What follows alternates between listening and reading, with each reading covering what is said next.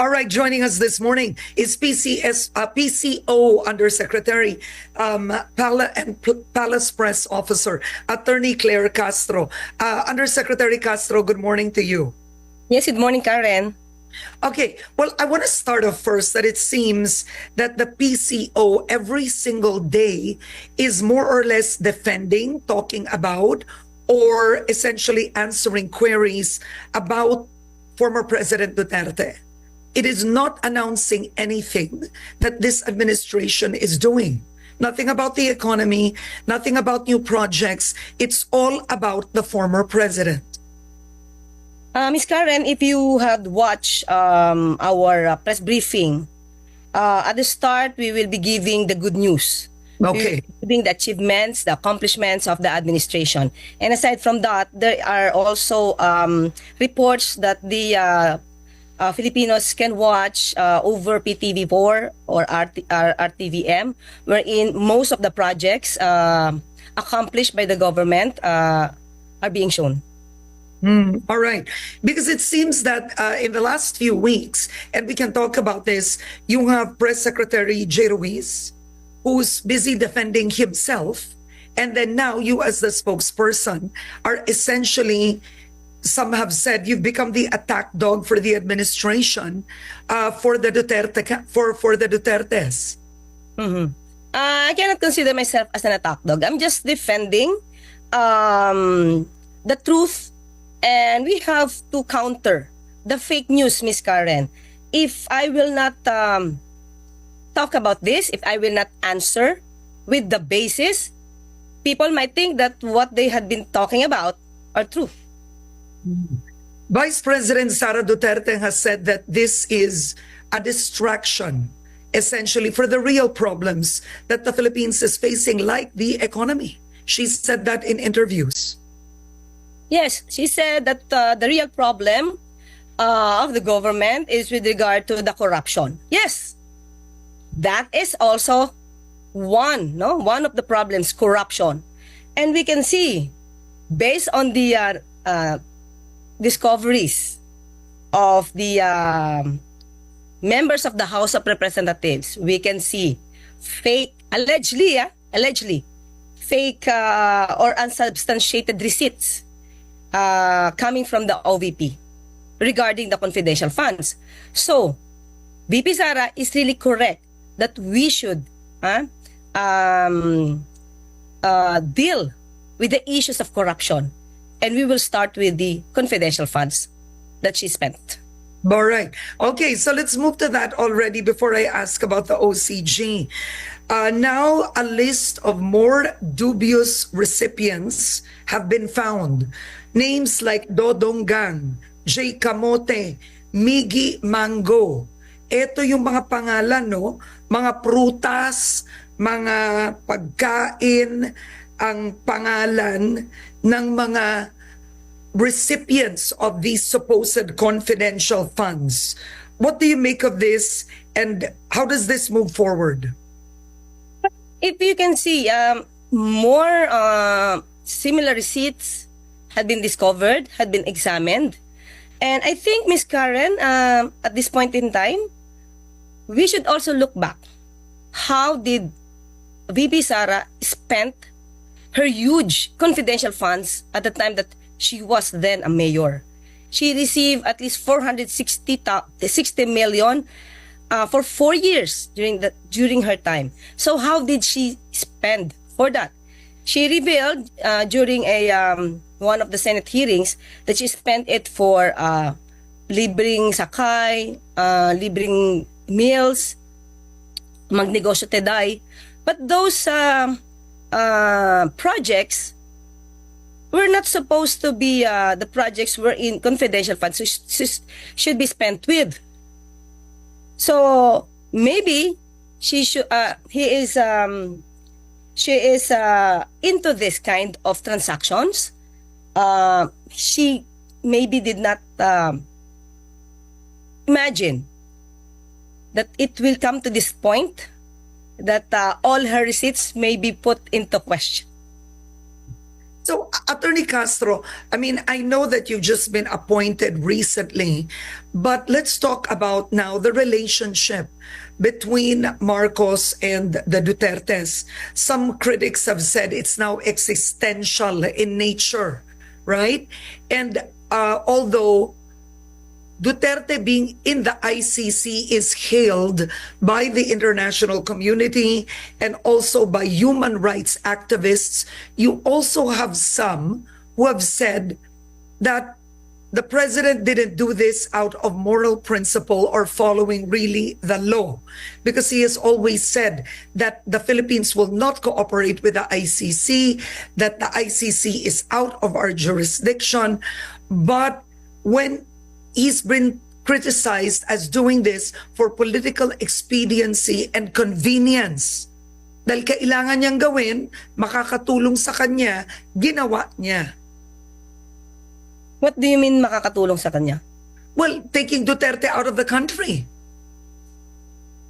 So how could it help the president? Well, obviously speaking, because the former president is known to be such an overwhelming popular figure in the Philippines, and it's said that he might even help the impeachment trial of Vice President Sara Duterte. I don't think the president is contemplating on that. He's not into that. He's not into impeachment. So I don't think this scenario involving the former president will help the president. I don't think so. Okay, but then you have the Office of the Solicitor General itself that recused itself. It filed a manifestation to recuse, essentially defending the Marcos administration regarding Duterte's arrest. And Solicitor General Guevara said that consistently it has maintained that the Philippines was not admissible and the ICC failed to timely exercise its jurisdiction with the Philippines on the Duterte case. So you have your own OSG that cannot even defend Marcos's actions. No, it's wrong. What He said, he will recuse himself because he believes, the OSG believes, and they argued that the ICC has no jurisdiction Yes. over the Philippines. Yes. But he never said that the administration has no obligation to comply with its commitment to the Interpol. He never mentioned about the Interpol. Yeah. That's the problem with some of the Duterte supporters. No. This is not the Duterte supporters. I'm actually reading the manifestation. In other words, okay, at the end of the day, with the technicalities, he won't defend the government. Yes. Right? Won't He defend. won't defend the government. I have to clarify that, Ms. Karen. Okay. He Will never he said. defend the government? He never said that what the administration did in relation to the cooperation with the Interpol is wrong. He never said that. Yes. Okay? So he said that the ICC has no jurisdiction over the Philippines. Correct. Because even the president said that. So there's nothing wrong with that. If he cannot defend the president, the executive secretary, it's up to him. But he never said that what he did, what the administration did was of the wrong. office? I mean, isn't that the job of the Office of the Solicitor General? Here is your Solicitor General saying the OSG may not able to effectively represent respondents in these cases and is constrained to recuse itself from participating herein. Yes. If the OSG will not defend the government, what is the point of the OSG? I don't know about him. What we have read, what we have... So who will defend the government? Who will What we defend heard- the Marcos administration? we will just ask the president and the executive secretary about that. But doesn't this weaken to some degree what the Marcos administration did, the actions of the administration? Because your OSG, the Office of the Solicitor General, is meant to defend the actions of the administration. If it is saying, I cannot defend it. Okay, Ms. Karen, let's be clear about this. Okay. I am talking About the Supreme not Court on behalf of the petition. president, because I already told your staff that I cannot answer this. But I am answering you based on my own point of view. Okay, sure. We have no, I have not received any reaction from the president regarding this. But I am expressing myself because of what you have read on the manifestation of the Solgen. Now, it will not weaken. It will not weaken anything about the action made by the administration in relation to the cooperation with the Interpol.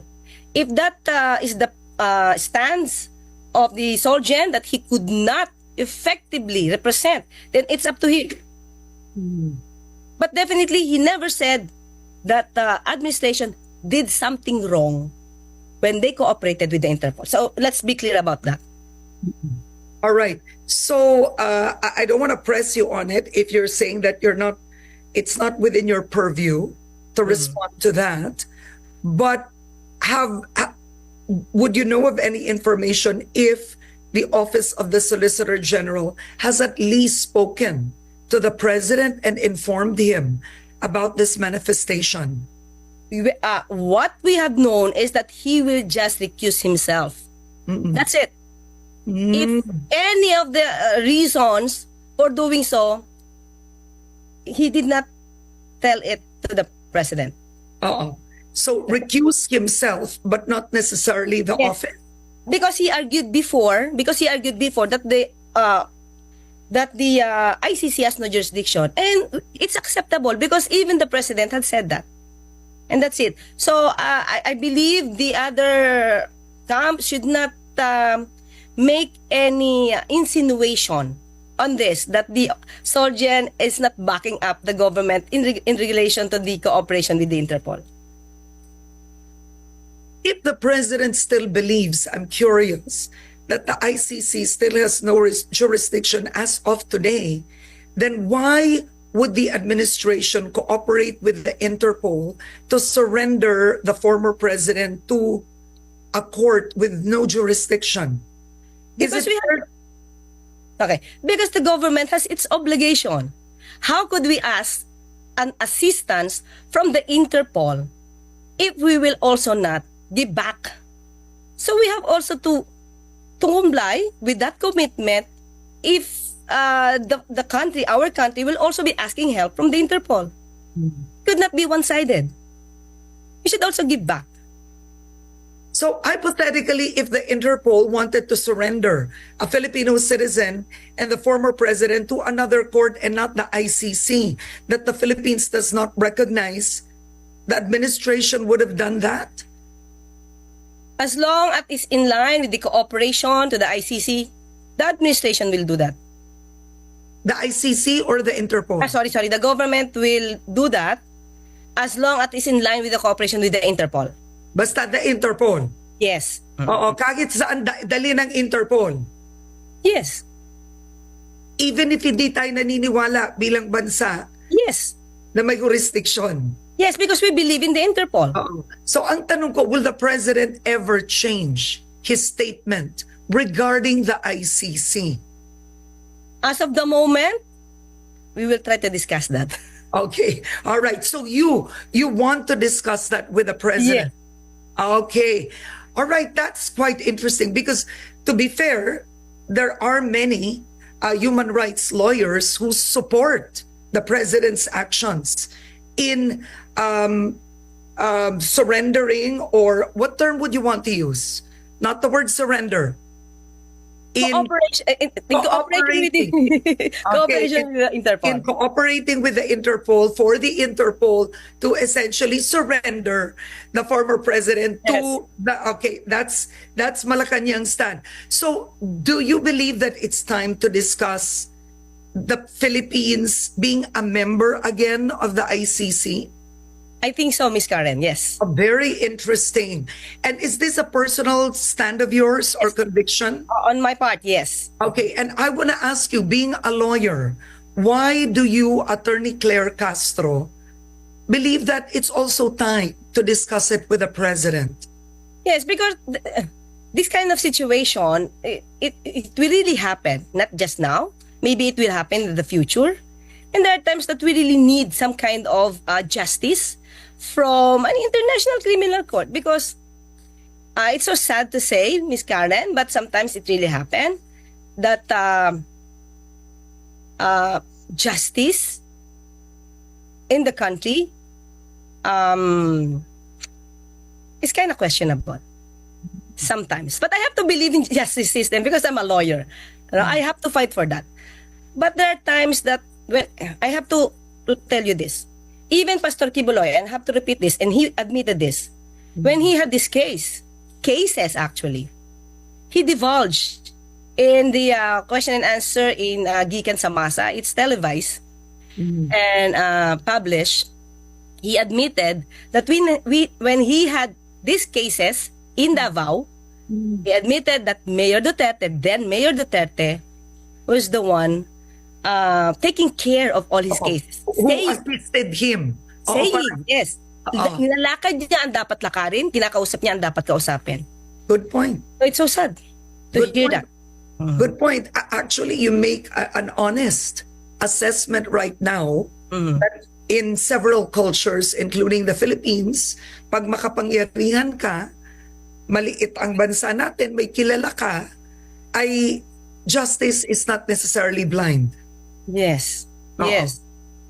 Okay, fair point. My last question now would be this. Harry Roque. Harry Roque is now applying for asylum to the Hague. May warrant of arrest siya sa House of Representatives. Will the Marcos government, will you recommend that the Philippines write to the Hague to extradite him, not to grant his asylum petition? Will you react? Will this government act on his petition? As of the moment, Miss Karen, we have not talked about this. This is just new to us, hearing his plans.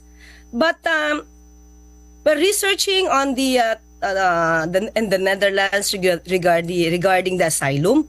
We believe that he has to prove a well-founded fear of persecution. As we said, Miss Karen, all the evidences against him just fell down, fell on the hands of PAOK without any efforts. Diba?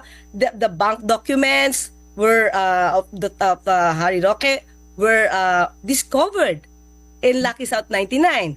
The appointments of his young handsome caregiver AR, I forgot the name, were also found in his papers were also found in Lucky South 99. And aside from that, the contract of list with these alleged managers of Lucky South 99 were also discovered by PAOK. So how could he say that there is political persecution when all the evidences they are all overwhelming? Okay. Do you believe that the administration should allow him to stay in the Netherlands? Or should the Philippines want him back to face cases here? Because it seems that the Hague has become quite convenient for some personalities. I believe he has to answer for all the cases or complaints that were filed against him. He has the obligation to answer for that. If he believes that he is innocent, then he should be brave enough to come back and tell to the people he's innocent. All right. On that note, I know you still have a meeting, but I want to thank you for joining me today. As always, you're a fighter at every moment of the day. All right. Thank you, Ms. Karen. Pagod, Attorney Castro. Okay. Thank you so much, Thank you, Ms. PCO Karen. Undersecretary Claire Castro.